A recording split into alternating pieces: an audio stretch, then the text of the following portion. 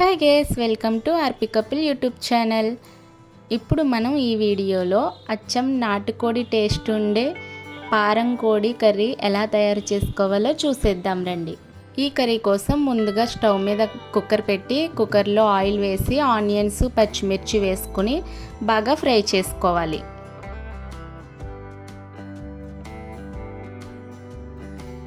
Onions బాగా fry అయ్యాక 1.5 spoon అల్లం వెల్లుల్లి పేస్ట్ వేసుకుని అది పచ్చివాసన పోయేంత వరకు ఫ్రై చేసుకోవాలి.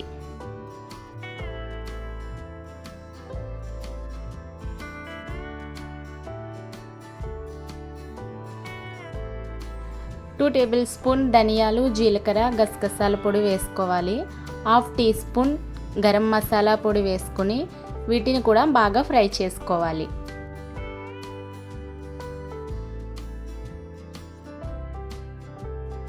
ఇవి బాగా ఫ్రై అయిన తర్వాత మనం శుభ్రం చేసి పెట్టుకున్న చికెన్ని ఇందులో యాడ్ చేసుకోవాలి.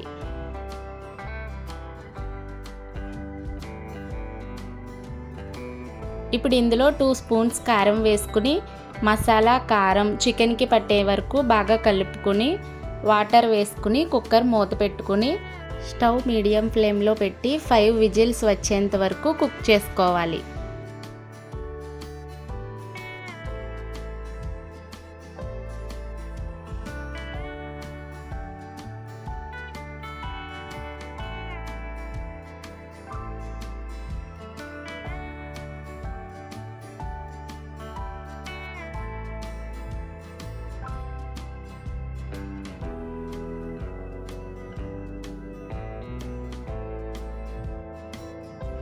ఇప్పుడు రుచికి సరిపడా ఉప్పు వేసుకుని బాగా కలుపుకోవాలి.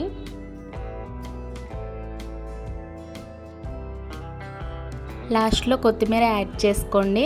అంతేనండి, పారం కోడి కర్రీ అయితే రెడీ అయిపోయింది.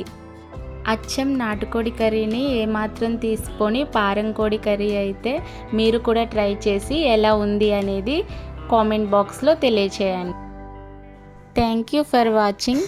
నేను పెట్టే మరిన్ని వీడియోల కోసం please like, share, subscribe to my YouTube channel.